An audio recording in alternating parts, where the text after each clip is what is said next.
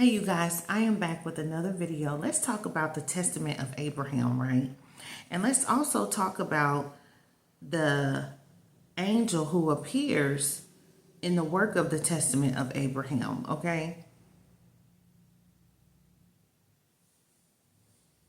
This was a 2nd century apocalyptic tale of Abraham's journey, y'all, to heaven, right?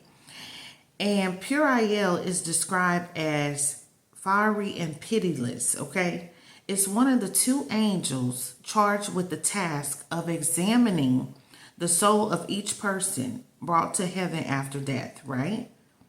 So let's get more into this, okay? Let's talk about the testament of Abraham, okay?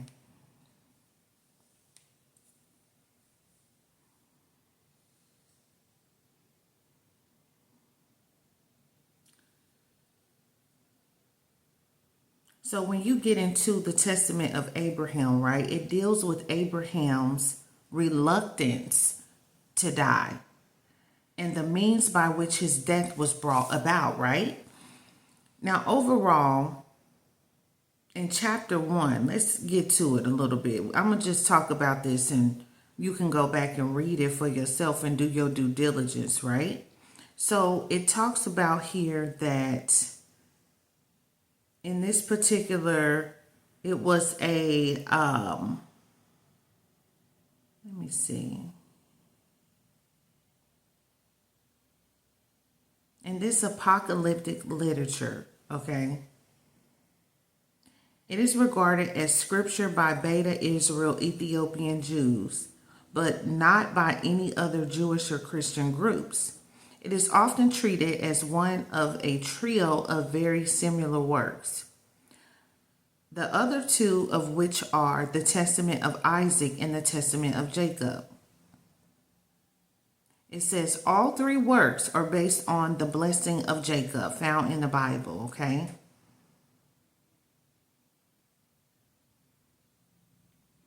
So when you get more into the testament of Abraham, okay? Let's talk about this a little bit because this was something else that God had given to me that I was doing my research on. Okay, y'all? And let's see, hold on. When you talk about chapter 1, right? Let's go down here real quick. We're going to go to chapter 13 in the Testament of Abraham, right? It's a short recension. Abraham asks about the identity of the judge and his helpers. Michael responds that Abel is the judge. And it says here, Abel's helper is Enoch. Then it talks about in the long recension that Michael explains that once final judgment comes, Abel will be supplemented by 2 additional judges. After Abel, everyone will be judged by the 12 tribes of Israel, and then finally by God.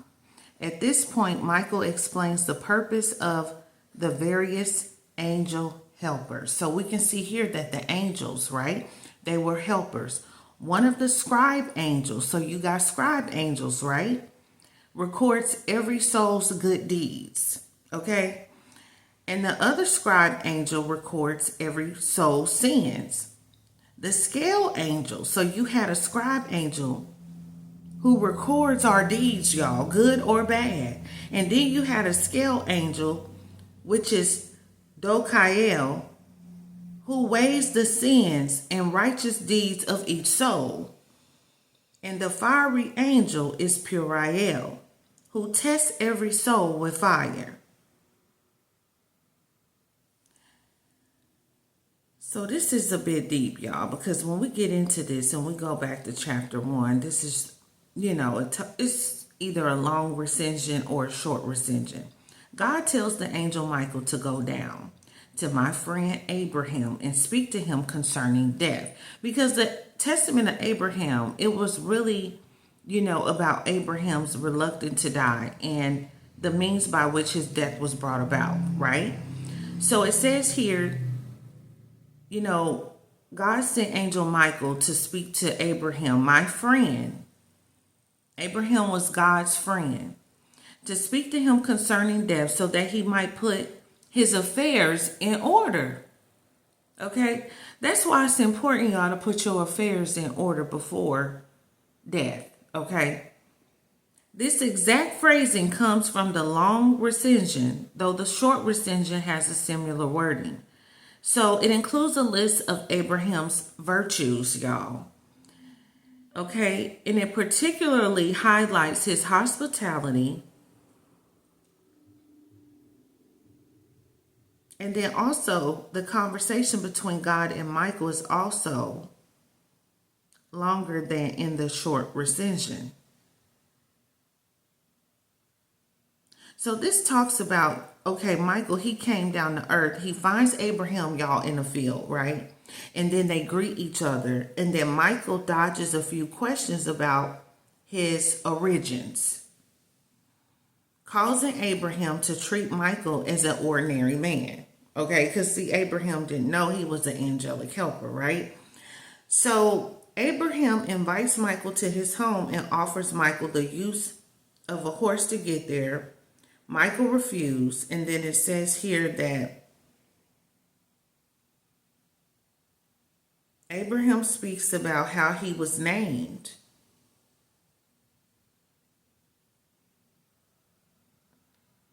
And then, so when Abraham invited Michael, y'all, back to his house, it says here that on the way back to the house,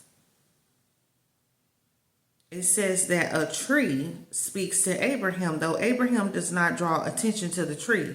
When they get to the house, Abraham tells Isaac, okay, to wash Michael's feet. This causes Michael to cry, and his tears become precious stones, right? And then it talks about how Isaac recognized, y'all, that Michael was not human, okay? Abraham takes Michael's tears that were turned into precious stones. And then after that, Abraham starts the preparations for dinner. It talks about how Michael returns to heaven and tells God that Abraham is too nice. Okay? And Michael is unable to tell Abraham of his death. God promises to send a dream to Isaac that will show Abraham's death, right? So you can always see that God spoke to his people through dreams, okay?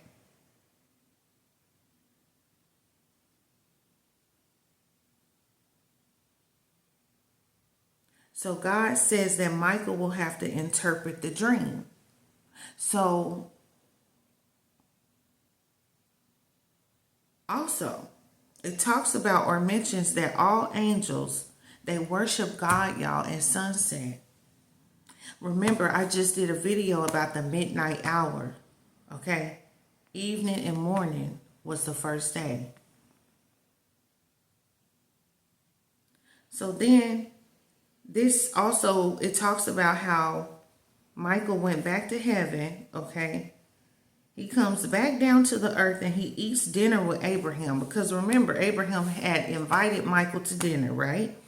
And then it talks about Isaac goes to sleep and dreams of Abraham's death, okay? Because remember, God had promised to send a dream to Isaac that will show Abraham's death, y'all. So though the contents of the dream are not really discussed, but it causes Isaac to run over to Abraham and hug him while crying, which in turn causes Abraham and Michael to start crying as well. So Sarah, right?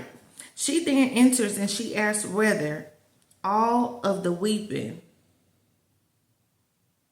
is because Michael said that Lot died.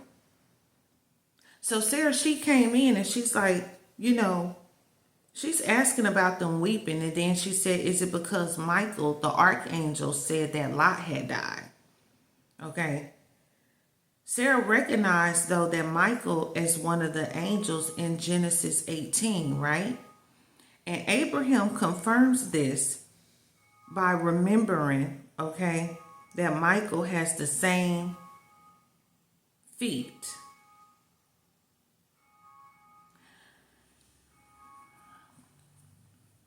So Sarah, she was able to recognize Michael as one of the angels, right? Remember, Abraham, he had washed Michael's feet, okay? And those of the three visitors in Genesis 18. And it says here that Michael's tears, which turn into precious stones, are mentioned as further proof of Michael's identity. So then it talks about how Isaac explains his dream. In it, a glorious man took the sun and the moon from Isaac. And it says Michael reveals his full identity. He states that the sun is Abraham, the moon is Sarah. So Isaac, he was explaining his dream to Michael. Remember, Michael was the one that was supposed to interpret the dream, y'all. So he reveals his full identity, and he basically said that the sun in the dream was Abraham, the moon is Sarah, and the glorious man taking away both the sun and the moon represents Abraham and Sarah dying. Michael then orders Abraham to put his affairs in order. Abraham refuses to come. Michael then runs back to heaven and relates Abraham's refusal to God, okay? Because it says here that Michael had ordered Abraham to put his affairs in order, okay? Abraham refuses to come, though. So then God gives a speech, okay, that Michael is supposed to relate to Abraham later on. It was about how he blessed Abraham so Abraham should not refuse his will, which was to get his affairs in order because, this is talking about how his death came about, right? So it says here that Abraham does not directly refuse to go with Michael. Now, Abraham requests that he be shown the entire world, y'all, before he died. This is what Abraham requested of God. Okay? So then it says Michael relays that request to God. God accepted his request. Okay?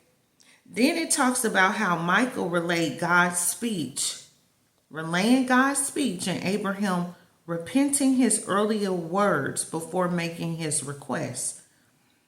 It talks about the next event is when Michael takes Abraham on the chariot of the cherubim.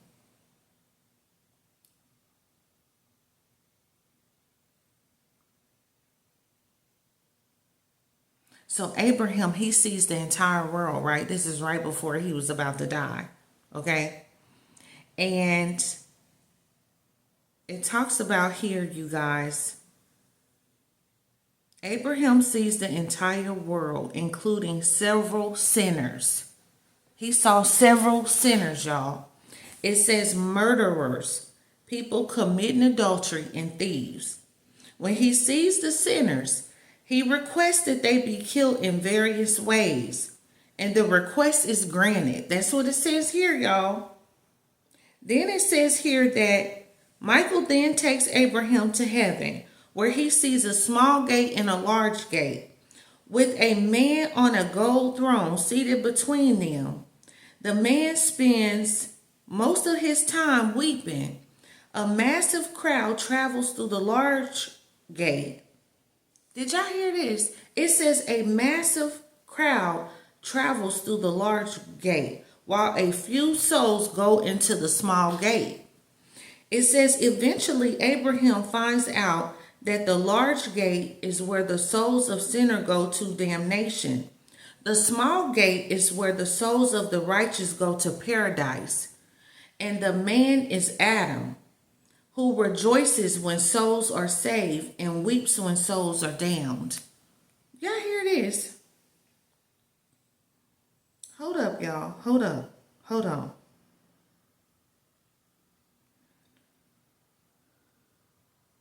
Let me go to the Word of God. Hold on.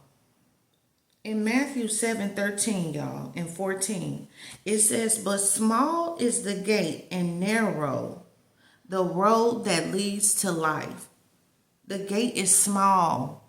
The path, the road is narrow, y'all. It says only few find it. Only few find it. It's talking about this in the testament of Abraham. It says that, listen, a massive crowd, y'all, travels through the large gate, while a few souls go in the small gate. This is referring back to Matthew 7, y'all, and 14. Okay?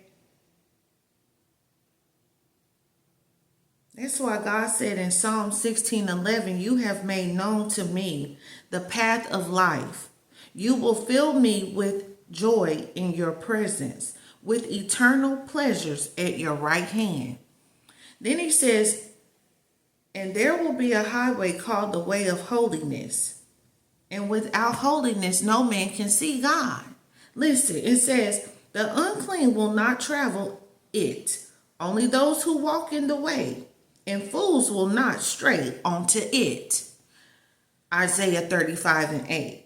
Then it says again, Matthew 7:13, enter through the narrow gate, for wide is the gate and broad is the way that leads to destruction, and many enter through it. Many. It says, beware of false prophets. They come to you in sheep's clothing, but inwardly they are ravenous wolves. Matthew 7:15. Matthew 16:24-25. It says, then said Jesus unto his disciples, if any man will come after me, let him deny himself and take up his cross and follow me. Proverbs 4:26-27 says, ponder the path of thy feet. Let all thy ways be established. Proverbs 8:20 says, I lead in the way of righteousness, in the midst of the paths of judgment. Okay? Then it says here, so the last shall be first. Matthew 20:16. And the first last. For many be called, but few chosen. It says many are called, y'all, but few are chosen. Then shall the kingdom of heaven be likened unto 10 virgins, which took their lamps and went forth to meet the bridegroom. Y'all hear this, right? Small is the gate and narrow is the road that leads to life. Luke 13:24, it says, make every effort to enter through the narrow door, for many, I tell you, will try to enter and will not be able. All right. Y'all heard it for yourself through the word of God. Now, Abraham, he then goes to the place where souls are judged, okay? Because remember, Michael had took him to heaven on the chariot of God. Listen, it says that he also finds a soul that is perfectly balanced between good and evil, okay? And the man that was on the throne was the one that was judging the souls. Because remember,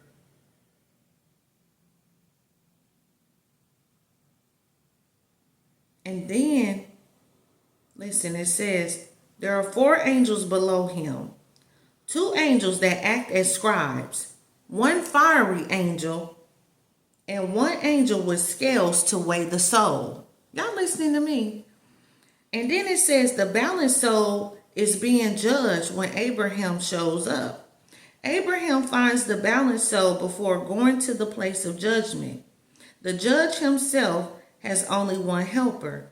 And when Abraham shows up, a woman who committed adultery with her daughter's husband, killed her daughter, and then forgot the entire episode is being judged. For obvious reasons, she is damned. Listen. Abraham asks about the identity of the judge and his helpers, which were the angels. Michael responds that Abel is the judge.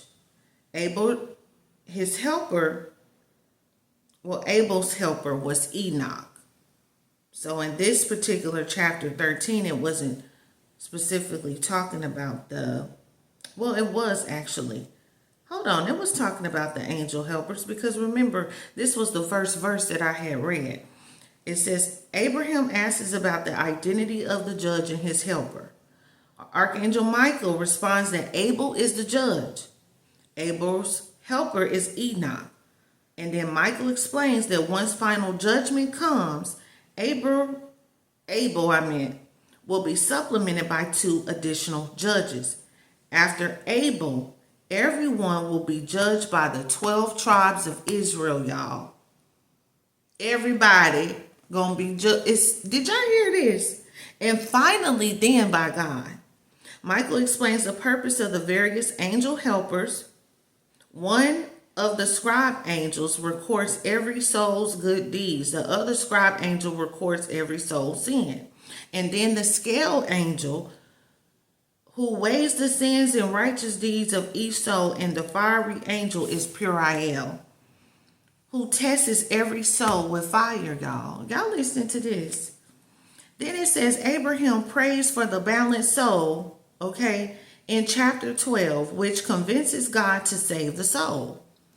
Abraham then decides that his damning of the sinners in chapter 10 was a mistake and prays to God that they be saved. God then agrees with Abraham, right? Then it says Abraham and Michael returned back to the earth. Sarah died. Abraham again states that he will not go with Michael, which causes Michael to run back to heaven and tell God about what happened. God sends death in a pretty guise to take Abraham away. Do y'all hear that? Death is capable of disguising himself. Death. And then remember, it says that death came through envy of the devil in the Apocrypha, right? Death tells Abraham who he is. Abraham professes not to believe him. Michael disguises death, and Abraham simply does not realize who death is. It says Abraham argues with death and continues to refuse to believe that the figure in front of him is death because the figure is too beautiful. Do y'all hear this? Then it says Abraham convinces death to reveal himself in all his ugliness. It says at this point, many servants die. 7,000 servants die. Only, well, in the long recension, 7,000 servants died. But it said here, while in the short recension, only 7 servants died. So basically, Abraham, he had prayed to God, y'all, okay, in order to revive the servants, right? So this is preceded by death becoming beautiful again. And rather, the servants were supposed to die. Abraham manages to convince death to join him in prayer for the servants. Then Abraham, he tries to convince death to leave him again. And send Michael back down, though death does not immediately comply. It says Abraham also convinces death to describe the reasons behind his monstrous form. So then when you get into chapter 20, it finally talked about, it says death finally kills Abraham, right? And then it was described as in a dream. Death entreats Abraham to go with him now, but Abraham claims to be feeling weak in order to convince death to leave for a time. It says in response, death convinces Abraham to kiss his hand, y'all, so that Abraham will feel better. It says, in fact, this kiss kills Abraham.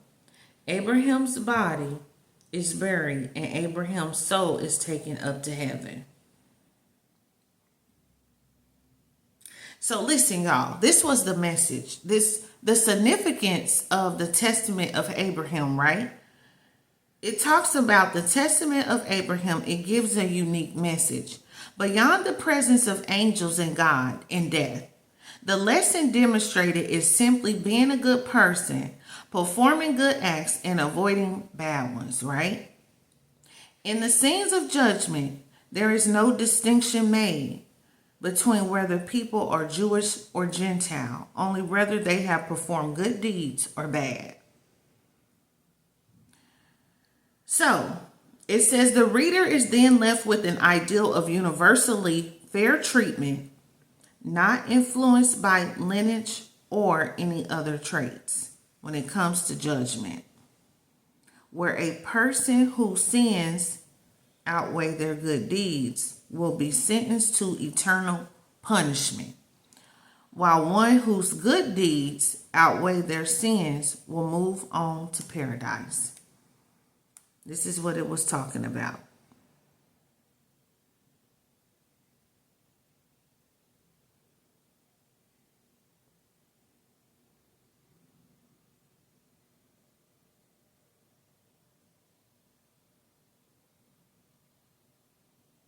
Now it says here, y'all, the humor in this particular story. It says, while this text does not have its theological significance, it can also be simply viewed as a story meant to entertain. It says, throughout the entire text, the ever pious Abraham attempts to dodge and avoids God's will, rather than his portrayal painting Abraham in a non-pious light.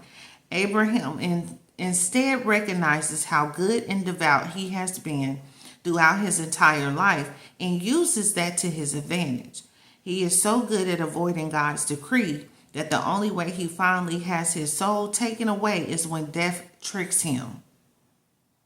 And it says another humorous character is the Archangel Michael. God's commander-in-chief is an angel who would seem to be able to make decisions on his own and handle the refusals of Abraham. But he cannot, because remember in this story, Michael, he kept going to heaven and coming back down to earth, okay? So you can see clearly here in this story that archangels are the angels of the Most High. They, they act in the physical realm and in the spiritual realm, okay? Every time that Abraham does something that Michael does not expect, he comes up with some reason to excuse himself, then rushes up to heaven to consult God and find out what he is to do with stubborn Abraham. Ain't that something?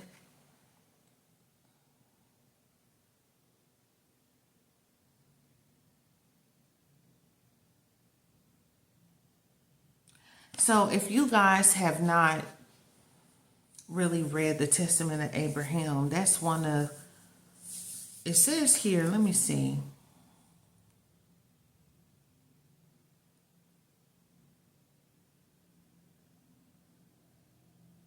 It's part of the apocalyptic literature,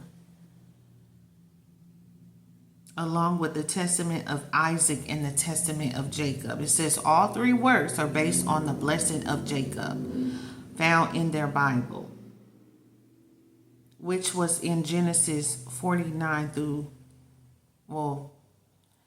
chapter 49, verses 1 through 27. It talks about or mentions each of Jacob's 12 sons.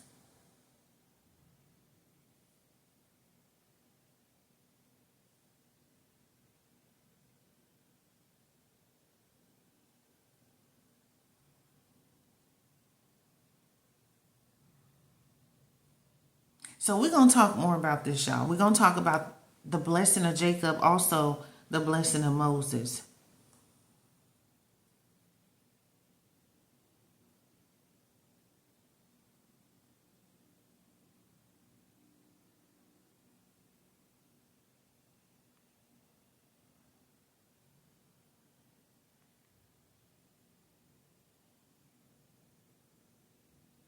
Also, there is another lost book. Let's see.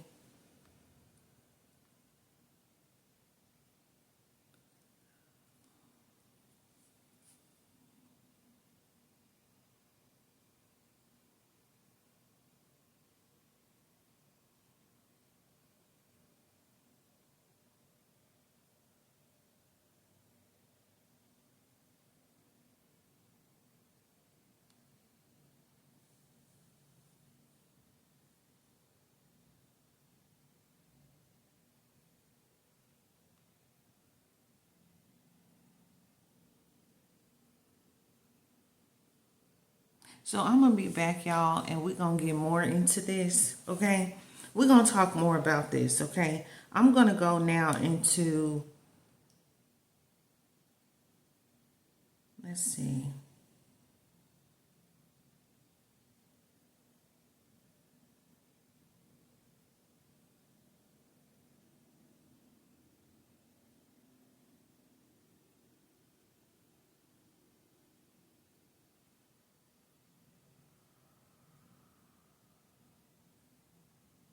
This is deep, y'all. We're going to get more into the angels of the Most High, okay? Let's talk about this. Let's get more into this. Also, if you need help, okay, breaking free from generational curses, pulling down strongholds, and breaking free from addiction, okay, reach out to me. I am has sent me to help you. I love you guys. I'm going to be back with more information, and we're going to get more into this. I love y'all. Have a good day.